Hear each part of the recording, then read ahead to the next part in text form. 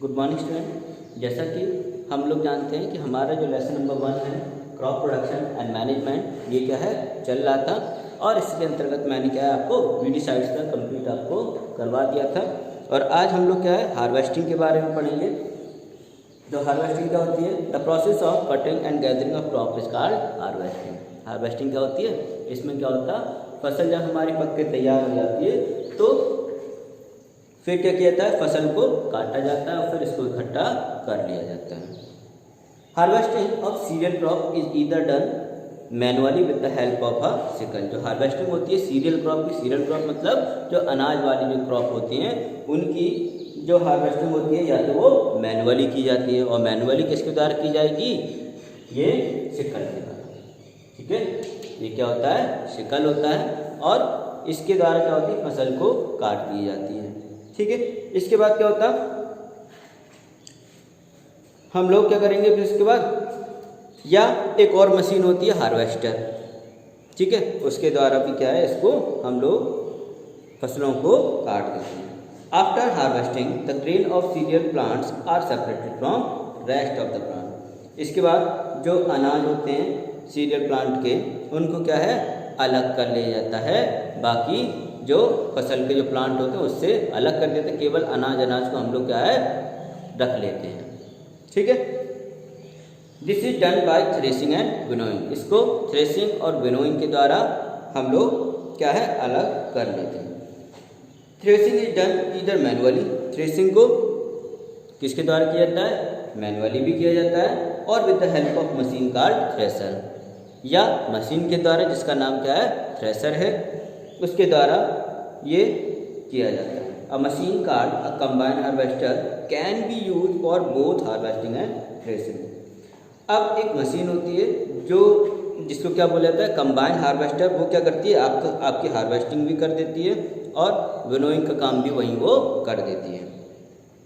Winnowing क्या होता है? Winnowing which involve the separation of grain from चाप। इसमें क्या होता है सेपरेशन किया जाता है ग्रेन का, अनाज का, किससे? भूसे से। जो चाप होता है ना इसका भूसा, उससे अलग करने की प्रोसेस ही क्या कहलाती है? विनोइंग कहलाती है। अब इसकी भी एक अलग मशीन आती है, विनोइंग करने के लिए भी क्या है अलग मशीन आती है, उसके द्वारा भी विनोइंग कर दी जाती है। ठीक है, अब आते हैं स्टोरेज। जब फसल हमारी तैयार हो गई, कट गई, अनाज भी उसका हमने अलग कर लिया, भूसा भी उससे अलग कर लिया, तो अब क्या है हमें स्टोरेज की जरूरत पड़ेगी, क्योंकि अनाज को रखोगे कहाँ? ऐसे ही ज़मीन पर थोड़ी ना फेंक दोगे। तो इसके लिए क्या करना पड़ता है हमें? उसके लिए एक अलग से एक रूम बनाना पड़ता है, जहाँ पे किसी भी प्रकार की ना ही मौसम संबंधी किसी भी प्रकार का असर पड़े, ना ही कोई पेस्ट संबंधी यानी कीड़े हैं या चूहे हैं उनसे भी बचाव हो सके, जानवरों से भी क्या है वहाँ पे बचाव हो सके। इसलिए क्या है एक स्टोरेज हाउस बनाया जाता है, जहाँ पे हम जो किसान हैं वो लोग क्या हैं इस अनाज को रखते हैं। Harvested grain need to be stored before they are made available for consumption.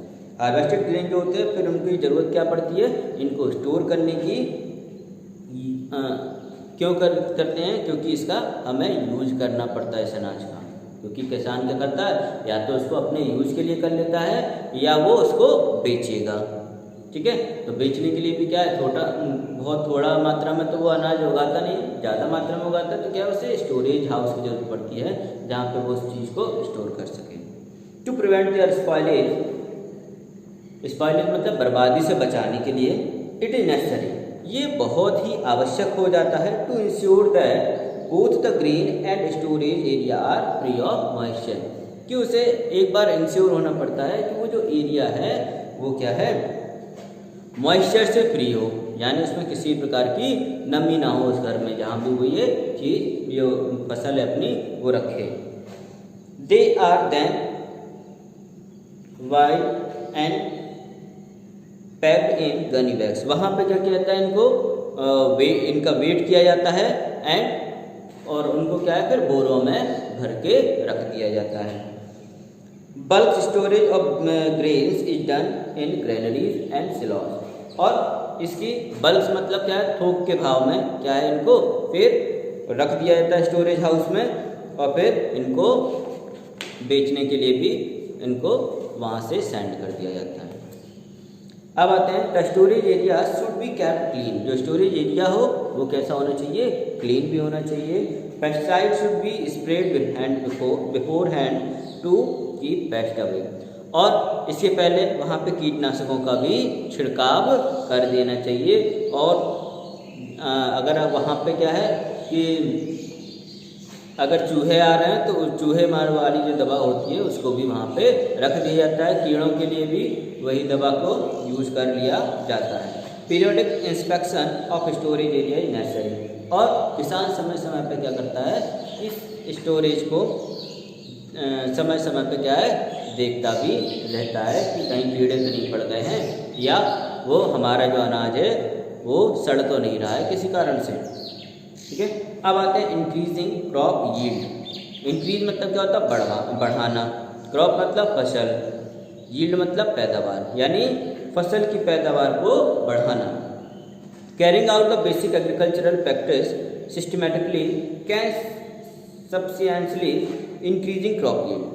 अगर हम लोग क्या है बेसिक एग्रीकल्चर की प्रैक्टिस को सिस्टमेटिक एक क्रमबद्ध तरीके से करते हैं तो क्या होता है, हम लोग क्या करेंगे, हम लोग अपनी फसल की पैदावार को बढ़ा सकते हैं। Technique such as mixed cultivation, जैसे कि एक मिक्स्ड कल्टीवेशन है और एक क्रॉप रोटेशन मेथड है। ये दो मेथड होते हैं, इनके माध्यम से क्या होते हैं क्रॉप की जो पैदावार होती है उसको बढ़ाया जा सकता है। सबसे पहले आता है मिक्स्ड कल्टीवेशन। मिक्स्ड कल्टीवेशन में क्या होता है, किसान जो होता है वो दो फसलों को आपस में उगा लेता है। एक ही खेत में क्या होती है दो फसल, डिफरेंट टाइप के दो क्रॉप को एक ही फील्ड में उगा देता है। The crop chosen as such that the nutrient need to one crop are fulfilled with the other.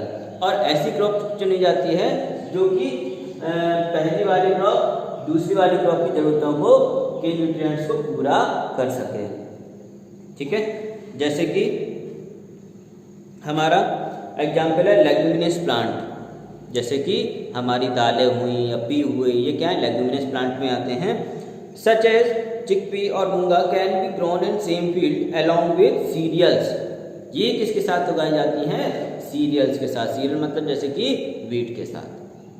ठीक है, इन दो चीज़ों को क्या है, इन दो फसलों को एक साथ हम लोग क्या है एक ही खेत में उगा सकते हैं। इससे क्या है, देखो किसान को अलग अलग फसलें उगानी नहीं पड़ रही, एक ही खेत में दो फसलें उग रही हैं तो डबल फायदा हो रहा है उसका। ठीक है, और पैदावार भी उसकी ज़्यादा हुई क्योंकि एक फसल जो हो रही है वो दूसरे को क्या है फायदा पहुंचा रही है। इस वजह से क्या है किसान को इसमें फायदा होता है। ठीक है, आप लोगों ने देखा होगा गेहूं के साथ सरसों भी उगा दी जाती है। अगर गेहूं अगर फटको तो उसमें क्या है कि राई भी मिली होती है। ठीक है, यानी इसका मतलब क्या है कि उसके साथ दो फसलें एक साथ उगाई गई हैं। ठीक, तो ये हो गया क्या मिक्स्ड कल्टीवेशन। दूसरा है क्रॉप रोटेशन। इस क्रॉप रोटेशन जैसे कि नाम से ही समझ में आ रहा है, क्रॉप मतलब क्या है फसल का, रोटेशन मतलब क्या होता है एक, रोटेशन मतलब क्या होगा हमारा एक के बाद एक क्या है फसल को उगाना। एक ही फसल अगर एक ही जो खेत पे हम लोग उगाएंगे तो वो क्या करेगी कि न्यूट्रिएंट्स को ज़्यादा मात्रा में, वो एक ही न्यूट्रिएंट्स को ज़्यादा मात्रा में क्या करती है ले लेगी। ठीक है, इससे हमारे जो खेत है उसके न्यूट्रिएंट्स में कमी आ जाएगी और फिर क्या है उसके लिए फिर हमें अलग से न्यूट्रिएंट्स को मिलाना पड़ेगा। इससे बचने के लिए क्या किया जाता है क्रॉप का रोटेशन, मतलब एक बार में पहले एक सीरियल वाली क्रॉप लगा ली, यानी एक रबी क्रॉप लगा ली पहली बार में, फिर दूसरी बार में खरीफ की क्रॉप लगा दी। तो इससे क्या है न्यूट्रिएंट्स की सॉइल में कमी नहीं होगी। ठीक, देखिए क्रॉप रोटेशन में क्या लिखा हुआ है, the practice of growing two और मोर डिसिमिलर क्रॉप। ऐसे अभ्यास जिसमें कि दो या दो से अधिक क्रॉप, ठीक है, डिसिमिलर मतलब जो एक समान ना हो, ऐसी क्रॉप को सेम फील्ड में वन आफ्टर अदर एक के बाद एक उगाया जाए। यानी पहली वाली उगा ली फिर उसके बाद दूसरी क्रॉप उगा दी। इस प्रकार के कल्टीवेशन को क्या बोलते हैं क्रॉप रोटेशन बोलते हैं। This is done keeping in mind the nutrients requirement. ये किसके आधार पर की जाती है, हमारे माइंड में ये बात पता होनी चाहिए कि वो जो फसल है वो किस न्यूट्रिएंट्स को ज़्यादा मात्रा में लेती है और किस न्यूट्रिएंट्स को कम मात्रा में लेती है। इसका हमें क्या करना पड़ता है ध्यान रखना पड़ता है। ठीक है, for example crop such as wheat and paddy use up a lot of nitrogen from the soil.